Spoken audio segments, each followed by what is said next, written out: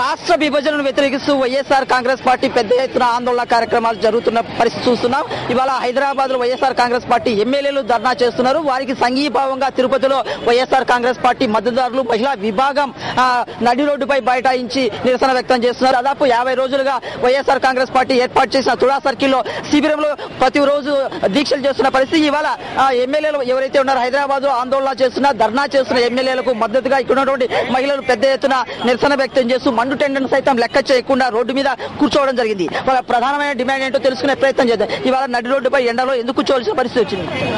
50 రోజులనే ఇంతవరకు కేంద్ర ప్రభుత్వం స్పందించలేదు. దున్నపోత మీద వర్షం పడినట్టున్నది. చంద్రబాబు నాయుడు బ్లాంక్ చెక్ మీద సంతకం పెట్టాడని ఒక నెపంతో ఈ రోజు తెలంగాణ ప్రక్రియ అనేది వాళ్ళు ఏర్పాటు చేసుకుంటున్నారు. ఇది ఎవరికి సమ్మతం కాదు.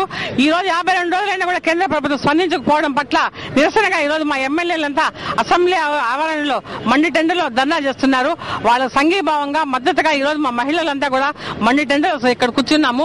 ఈ రోజే కాదు, వాళ్ళు ఎన్ని రోజులు మా నాయకులు ఎండలో కూర్చొని నిరసన దీక్ష చేస్తారో ఈ సమయకాంతం ఇచ్చే వరకు కూడా మేము ప్రాణ త్యాగానికైనా సిద్ధమని తెలియజేస్తున్నాము. చాలా మంది మహిళలు ఉన్నారు. ఇవాళ చెప్పండి, ప్రధానంగా ఏం డిమాండ్ చేశారు, ఎందుకోసం ఇక్కడ కూర్చున్నారు?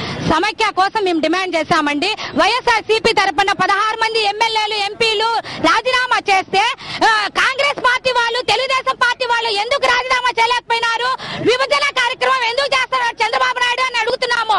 మీరు కూడా సమైక్యవాదిగా వచ్చి సమైక్యంగా అండి పోరాడండి. మీరు ఎందుకు పోరాడలేకపోతున్నారు? మా 16 మంది ఎమ్మెల్యేలు ఎంపీలంతా కలిసి అసెంబ్లీ ఆవరణంలో నిరాహార దీక్షకు పూనుకున్నారండి.